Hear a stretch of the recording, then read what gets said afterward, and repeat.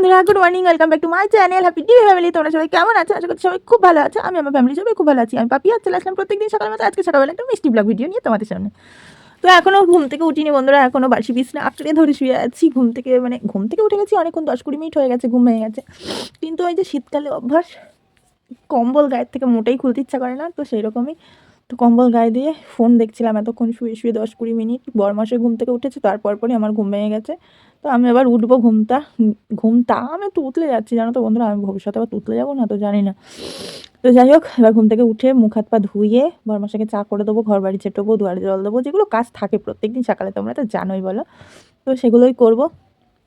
কাজ এত এত পড়ে রয়েছে, বাসি কাজ, সে কাজগুলো করবো। শুয়ে শুয়ে তো আর গল্প করলে হবে না, সাথে থাকো, কাজও করি গল্পও করি। চলো ব্লগটা কন্টিনিউ করবা, কেউ কিন্তু যেও না, ব্লগটা কন্টিনিউ করে আশা করছি সকালে খুব ভালো লাগে।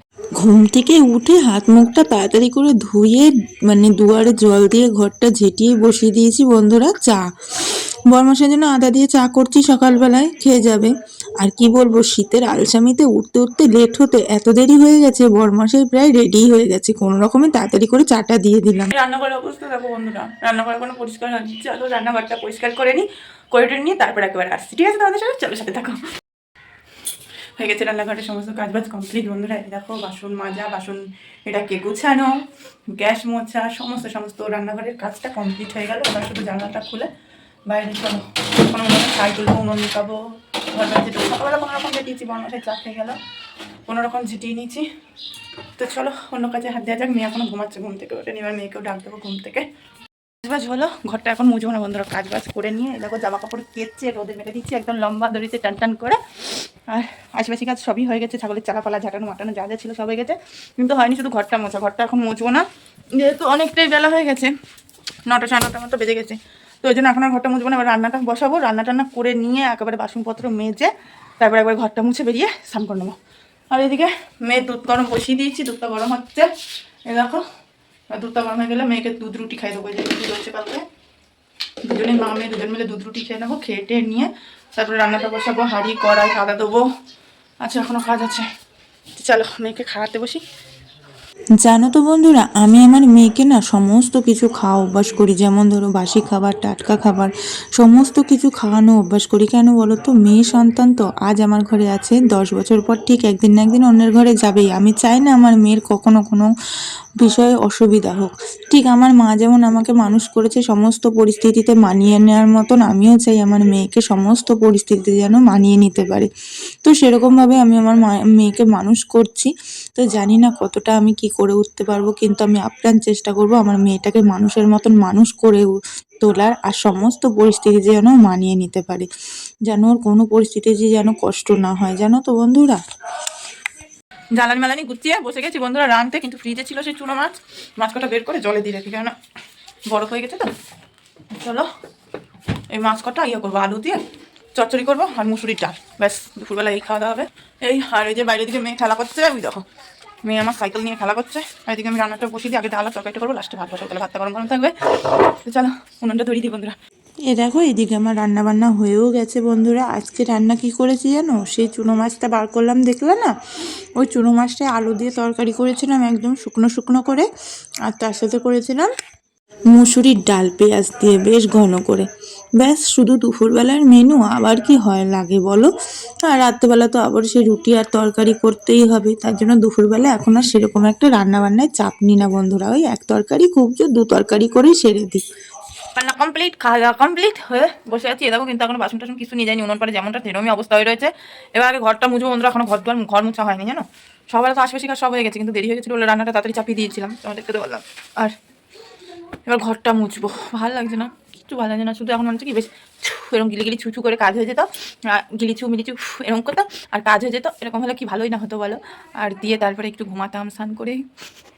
এই তো চলো এবার ঘর দুয়ারটা মুছবো, পাশে পাশ কোনো পাশে আজকে আর মোছা হয়নি। এবার ঘর দুয়ার মুছে মেয়েকে স্নান করিয়ে বাসনগুলো মেজে নিজে স্নান করে তারপরে রেস্ট 2-4 ঘন্টা, বেশি না। তবে আবার রাত্রিবেলা রুটি তরকারি না ভালো লাগে না। যদি আরেকবার সুযোগ পেতাম না, বিশ্বাস করো বন্ধুরা, কোনোদিন বিয়ে করতাম না।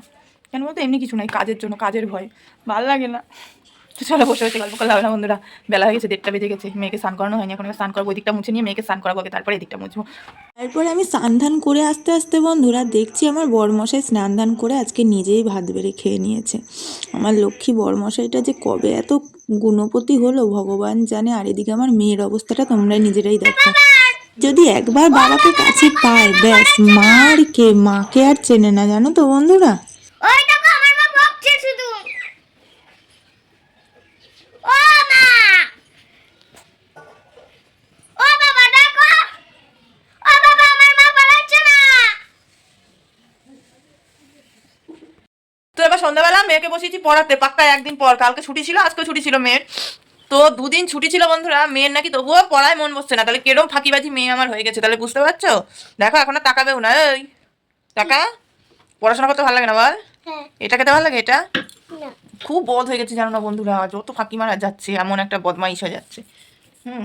সব মুখস্থ কিন্তু মনে আছে, তা বলবে ও ওটা কি জানি হবে, যে একটু চোখ গরম দেবা ওর মনে পড়ে যাবে, বুঝেছো, তাহলে কেরম বদমাইশি বুদ্ধি। তাই সন্ধ্যা টন্ধা দিয়ে নিয়ে এবার সন্ধ্যাবেলা বসেছি মেয়েকে পড়াতে, এই বাংলাটা লিখিয়ে নিয়ে সন্ধ্যাবেলা একটু কিছু খাবো, খেয়ে নিয়ে আবার রোজকার রুটি করতে যাবো। ভালো লাগে না, আজকে বর্মাশাকে বলছিলাম কি, তারপর আমি এটা লিখে টিভি দেখবো আর তুমি আটা বেলতে থাকবা। বর্মাশাকে আজকে বলছিলাম কি গরম গরম ভাত করবো, রাত্রেবেলা রুটি করবো না। বর্মাশা বলছে রাত্রেবেলা রুটি ভালো লাগে, ভাত ভালো লাগে না শীতকালে, বুঝলা। তো এই হলো বিষয়, রুটি করতেই হবে। তো চলো মেয়েকে পড়িয়ে টড়িয়ে নিই। আজকে আর বাবা সিঙ্গারা এনে দিয়েছে, হ্যাঁ বাবা আজকে আবার সিঙ্গারা এনে দিয়েছে, সিঙ্গারা দিয়ে মুড়ি দিয়েছে, মা মেয়েকে খাও। চলো বন্ধুরা মেয়েকে পড়িয়ে নিই। ক্যামেরা অন থাকলে আমার মেয়ের করে তাকিয়েই থাকবে, পড়বে না। চলো তাই তো, আমাদের সাথে থাকো, পড়ে টড়ে নিয়ে আসছি। পরে টুরে নিয়ে আসছি।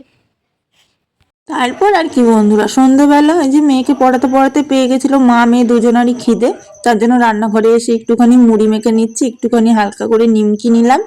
সে বাবার বাড়ি থেকে নিয়ে এসেছিলাম, এই পাতলা পাতলা নিমকিগুলো না বন্ধুরা আমাদের এখানে পাওয়া যায় না জানো তো, ওই জন্য আমি যখনই যাই বাবার বাড়িতে 2 প্যাকেট 1 প্যাকেট যখন পারি নিয়ে আসি। আর যখন দিদি আসে দিদিকেও বলি যে আমার বাড়িতে অন্য কোনো খাবার আনতে হবে না, এই নিমকিটা অবশ্যই আনবি। তো যাই হোক, তারপরে এই যে নিমকি দিয়ে একটু হালকা একটুখানি মানে আর কি আলুর চিপস দিয়ে একটুখানি মুড়িটা মেখে নিলাম। এই হলো গিয়ে সন্ধ্যাবেলার খাওয়ান দাওন বলতে পারো আর কি। তো চলো খেয়ে নিই। আবারও সেই লোক বন্ধুরা, 2টো সিঙ্গারা মেখে নিয়ে নিয়েছি, আর এখানে চানাচুর দিয়ে মুড়ি মেখেছি, আর একটু কফি করেছি। সন্ধ্যাবেলার এটাই হলো গিয়ে টিফিন। মেয়ে তো সিঙ্গারা খায় না, মেয়ে শুধু মুড়ি খাবে, আর যদি বিস্কুট খায় তো 2টো খাবে। চলো দেখি মেয়ে কি করে, কতটা কি হাতের লেখা হলো, হয়ে গেছে শোনাই। না না এই যে মেয়ে হাতের লেখা করছিল, আর খেয়ে নে তারপরে আবার হাতের লেখা কর। এখন কটার সময় এসেছি জানো বন্ধুরা রুটি করতে, এখন বাজে রাত্রি 11টা। এতবেলা মেয়ের কাছে বসেছিলাম, মেয়ে আজকে এত বদমাইশি করছিল পড়া নিয়ে, তো তোমাদের আর কি বলবো জানো, ভাবলাম একটু রুটি করতে করতে লাইভে আসবো। ও বাবা সে নেটে এত গন্ডগোল করছে, আমি বললাম এত রাত যখন হয়ে গেছে তো একটুখানি 10-20 মিনিট মতো তোমাদের সাথে একটু লাইভে গল্প করতে করতে রুটিটাও তাড়াতাড়ি হয়ে যাবে। আর যা তরকারি করবো না, কারণ ঘুগনি কিনে নিয়ে এসেছি, ঘুগনি দিয়ে রাত্রেবেলা রুটি দিয়ে দেবো, ব্যাস বা হাত দিয়ে ছেঁকছি আর ডান হাত দিয়ে ফোন ধরে আছি, কি করবো। এই হলো ব্যাপার। বড়মশাইরও আসার টাইম হয়ে গেছে, 11টা বেজে গেছে, আর 10-20 মিনিটের মধ্যে বউ চলে আসবে বাড়িতে। তো চলো চটপট করে ফেলতে পারলে হয়। ঠিক আছে, মেয়ে মনে হয় ঘরে ঘুমিয়ে পড়েছে, রুটিটা করে নিয়ে তারপরে ডাকবো, দেখে খাইয়ে দেবো। চলো তাড়াতাড়ি চটপট করে নিই হ্যাঁ বন্ধুরা, তারপরে আসছি একদম লাস্ট। এখানে রুটি করে ঘুগনি কিনে এনেছিলাম, সে বললাম ঘুগনিটা গরম করে নিচ্ছি, একটুখানি ফুটিয়ে নিচ্ছি হালকা জল দিয়ে, কেনা ঘুগনি যেহেতু শুকনো একদম, তার জন্য একটুখানি জল দিয়ে ফুটিয়ে নিচ্ছি। আর বড়মাসের বাড়ি চলে এসেছে, ও টিভি দেখছে, তো এবার খেতে দিয়ে দেবো। আর বাবা গোয়ালে রয়েছে, এবার বাবাও আসুক, বাবাকেও খেতে দিয়ে দেবো। মেয়ে পড়েছে ঘুমিয়ে, মেয়েকে ডাকবো, ডেকে খাওয়াবো। তো চলো ঘুগনিটা ফুটে গেছে, গরম হয়ে গেছে, জল দিয়ে একটুখানি হালকা নুন দিয়ে একটু ফুটালাম, কারণ শুকনো ঘুগনি তো রুটি দিয়ে খেতে পারবে না একদম, তার জন্য। তো এই হলো বিষয়। আর বড়মাসাই টিভি দেখছে, দেখুক, আমি এবার রুটিটা বেড়ে নিই। তোমাদেরকে বললাম না বরমশাইয়ের বাড়ি আসার সময় হয়ে গেছে বন্ধুরা, তো সেরকমই আমি রুটি বানানো আমার কমপ্লিটও হয়নি জানো, তার মধ্যে দেখি বরমশাই বাড়ি চলে এসেছে।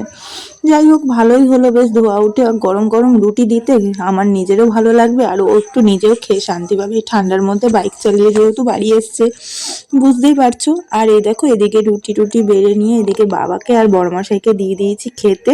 তো চলো আজকে খাওয়া দাওয়া থেকে ভিডিওটা শেষ করছি বন্ধুরা, সবাই খুব ভালো থেকো, সুস্থ থেকো, আর হ্যাপি টিভি ফ্যামিলির সাথে সবাই যুক্ত থেকো। আমি সবসময় ছিলাম, থাকবো।